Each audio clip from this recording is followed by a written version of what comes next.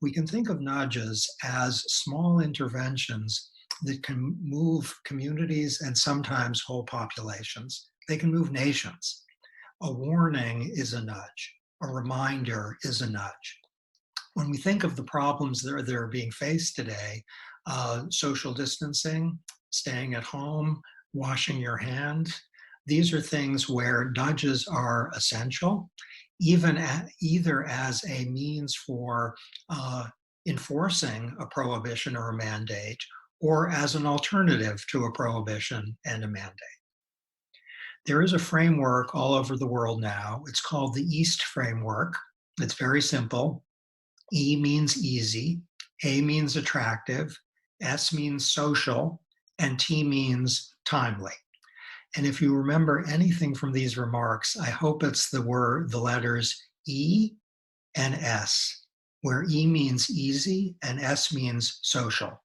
Such successes as we're observing in many nations are made possible because people find it easy to do what is the safer thing, whether it's finding a mask or staying home or finding a way to wash their hands. The S in the EAST framework is even better. It is social. And the idea here is that people really care what the social norm is. There's evidence that suggests people want to protect themselves, to be sure. But if they think they're endangering others, then their attention really is triggered. They don't want to endanger other members of their community. So to signal there's a new social norm here and people are generally following it is a life-saving strategy. The best idea, I think, in social science in the last 10 years points to the scarcity of the human mind. That for all of us, we can't focus on everything.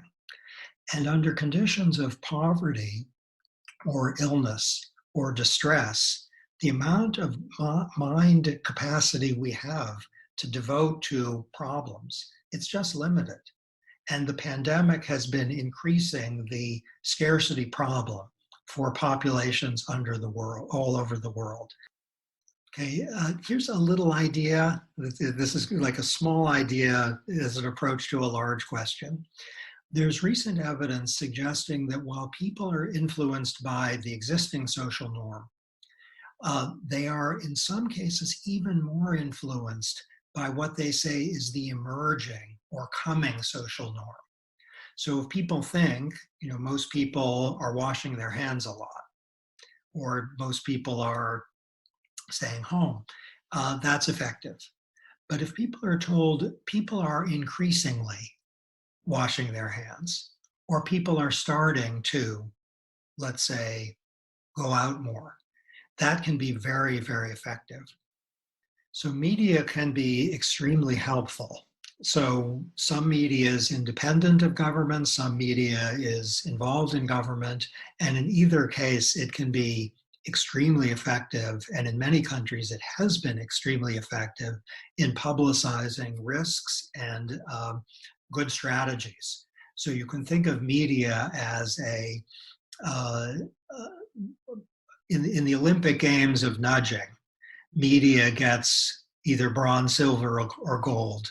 They are very much involved. They enter into the World Cup of nudging, the media. And if they're working with government or if they're working separately, they can be essential, both to helping people under very difficult conditions and in helping people to transition out of the circumstances that many countries are now in. There are norms developing now that could turn into habits that stay or that could go away as soon as the threat is over. The way, if there's a habit, and you can give your preferred examples of habits that parents have with children or the teachers have with students or that we all have with one another, that are, there for centuries, we have these habits. The word considerateness captures many of these habits. And for people in positions of authority to say, keep with this. Remember, often remembering hard times can be create humility, and also can create an enduring memory of the good things that the hard times brought out.